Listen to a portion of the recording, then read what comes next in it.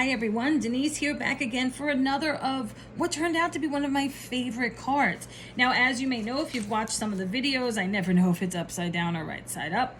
So this is part of the watercoloring class that we did, and we're going to do it with Distress Oxide inks. Now I have a very kind of limited screen here.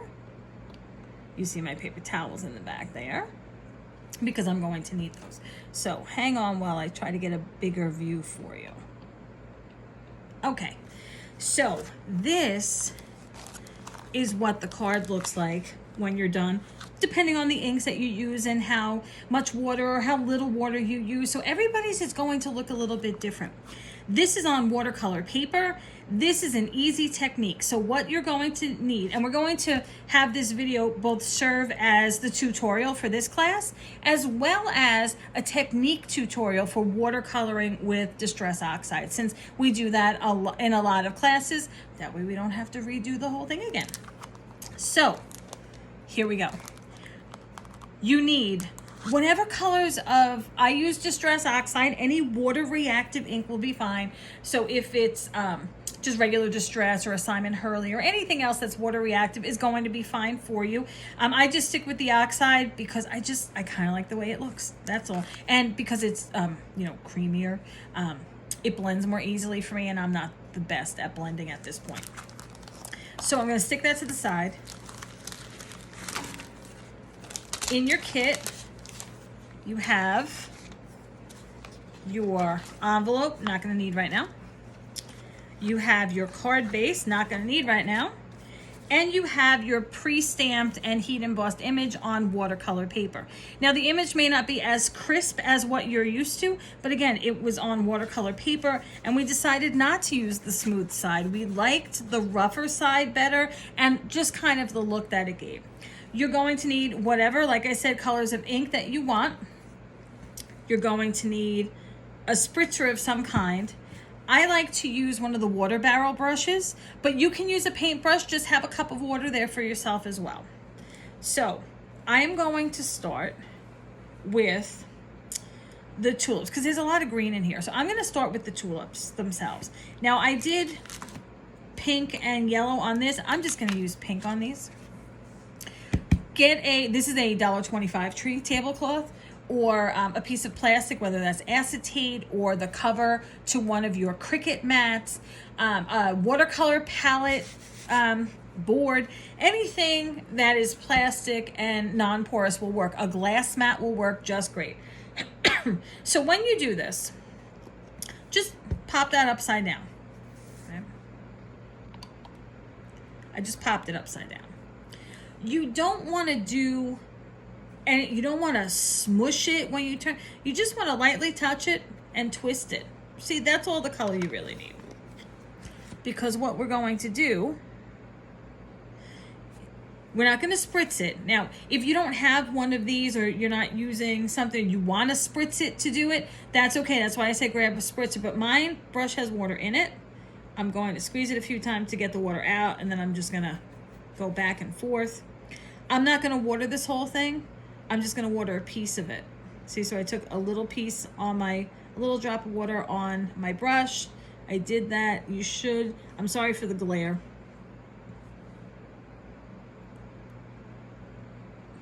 Maybe that's a little bit better. The glare and the shadow. So you should be able to see there's a little dab of water. And now I'm just going to go off, and I'm going to go onto here.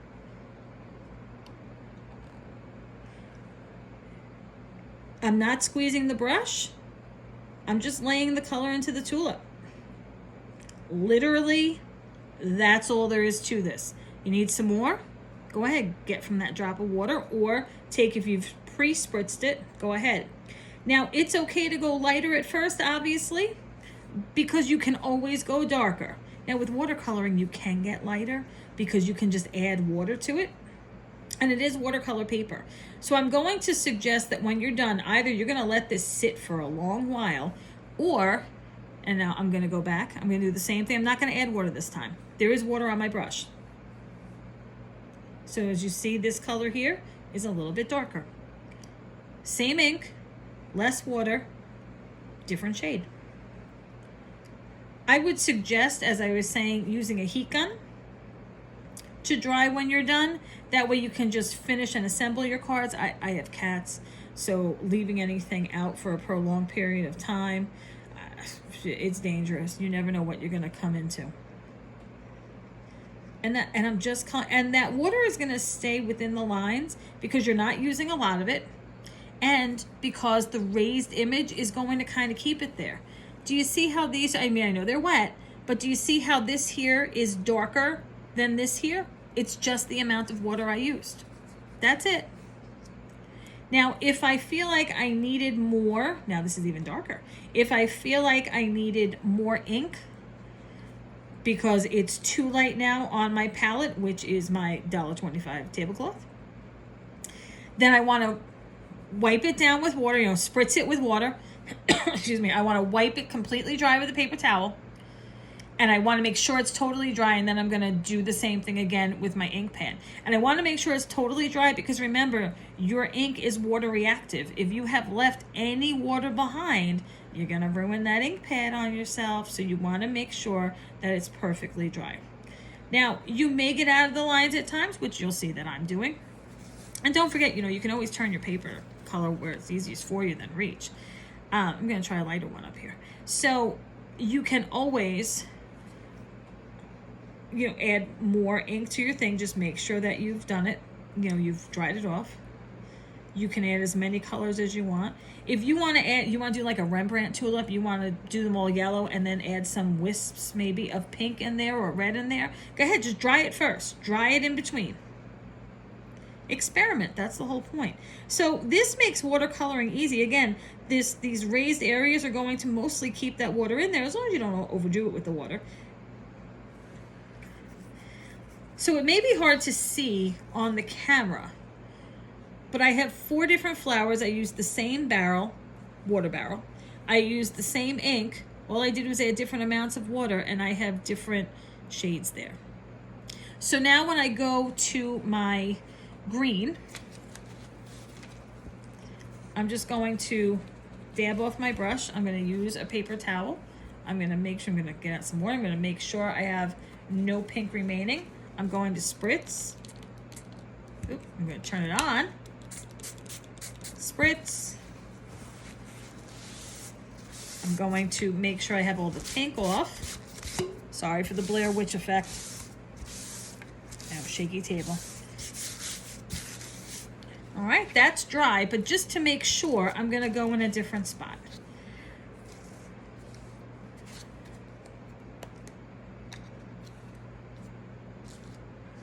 And this green is going to be hard to see. I'm going to put a little more green because I have a lot more green to do. That green is going to be hard to see on here because, green tablecloth. Oh, and I missed a flower. Did you see that? There's another one down there. So I'll have to go back to that after, but that's okay. And this is a very light green. This is Shabby Shutters. So it's more like a yellow green. So I will probably go over this again with less water. And especially things like the stem right there. I'll want that to be darker for sure. Just to give it, some dimension there and show you what it is. But really, I'm just coloring all of that green. That's all I'm doing. And again, I'm in the lines. And then I'll go back to that flower after. Now the blue was an afterthought for me. I'm really not very creative.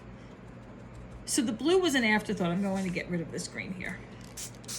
Just in the interest of time on the video. I know you don't have all day either. It wasn't enough, right? Like it needed something. And I'm not very good with scenes or, using like scenes for stencils or those things. So I was a little hesitant about what to do. So I got out a blue and I figured, well, let me try it. It's an experiment anyway. So let me try. So I got, I used tumbled glass. I used for these other ones, Shabby Shutters and picked raspberry. Again, use whatever colors you want. I used tumbled glass. I did the same thing, but I used a different spot just in case. Made sure there was nothing on my water barrel brush. I used a lot of water for this though.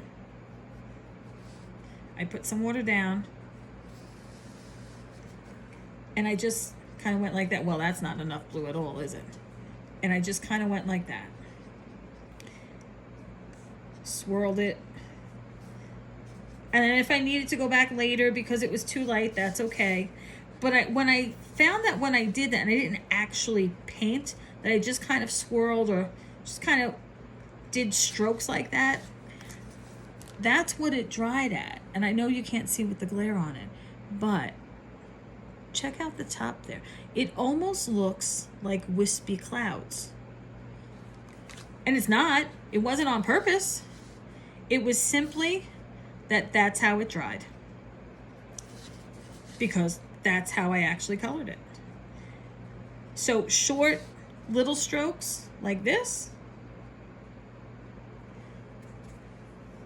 or circular, and leave some space. You know, you want a little outline around your flowers. Or you can do up down with the grain of the paper, though up down I don't think it's going to give you the best of the cloudy results. I think a combination of the, you know, dabbing like this in strokes across the paper and the circling, I think that is going to yield the effects you most likely want. And again, it's always better to go lighter. Heat dry it, heat set it, right, with your heat gun. And then go back in. Now it is watercolor paper. It can handle all the water, so don't worry about that. And once you heat set it, you dry again.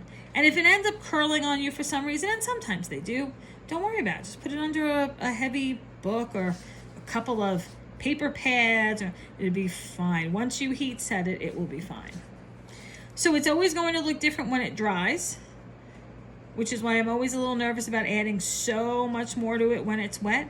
Normally it will dry not necessarily darker, but if you see this one here, it was much lighter before and suddenly it looks a little bit darker in real life than it did before, which is why we always say, you know, take a look, do what you have to do, dry it first. That's it, that's watercoloring, or faux watercoloring as we call it. So again, I would recommend a water barrel brush. I think that they're easier to use, though some people disagree. Some people feel that they are much harder to use than your average paintbrush. So you go with whatever is comfortable to you. Just be sure that you really clean it off in between inks and when you're done. Now sometimes the top will stain, but as long as the water coming out is clear, you're good. Be sure that you don't put your ink down in any place that is already wet, because you don't want to ruin your ink pad, because again, being water reactive, it'll ruin that ink pad. Don't forget to heat set in between layers so that you get that buildup of color. And once you're done with this, just some adhesive on the back. I always use the Barely Art Dries Clear glue. For this, you can use a Tombow or, you know, a tape runner of some kind, because you're just attaching it to the white card base and then you're done. So once you're done, I know that mine doesn't look like this one yet, but it's because I've only done this once and I haven't gone back over it. I haven't made it darker. This is coloring. Coloring takes a little bit of time, but I'm okay with it because it also relaxes me. So I hope that you enjoyed, one, the card, and two, the tutorial, because anytime that we do any kind of faux watercoloring with ink pads, it's going to be this same method, just a different image. So we have 2 or 3 others actually that will use the same method. So if this is something you like the look of, go ahead on over. If you haven't watched those tutorials once they're up, go ahead and watch them. And if you want the kits are limited. I didn't really like even using this one, but you know, it is what it is. I couldn't heat emboss, so we had to. So I won't actually be coloring the other ones in the class. I'll be referring you back to this video so that you can see how to do it. And then we'll make the card together with the remaining parts that are different. So if you like this idea, you like the technique, go ahead and let us know. Go ahead and click like on the video if this is new or something that you are going to try. Feel free to use your own stamped images. You know, I used clear embossing. No, actually I did not. I used VersaFine black, I think it was black onyx ink. And then on some I used clear, the ultra fine clear, I'm sorry, I'm trying to remember what I used, embossing powder, and on others I used black embossing powder. And it didn't really make a difference on the watercolor paper.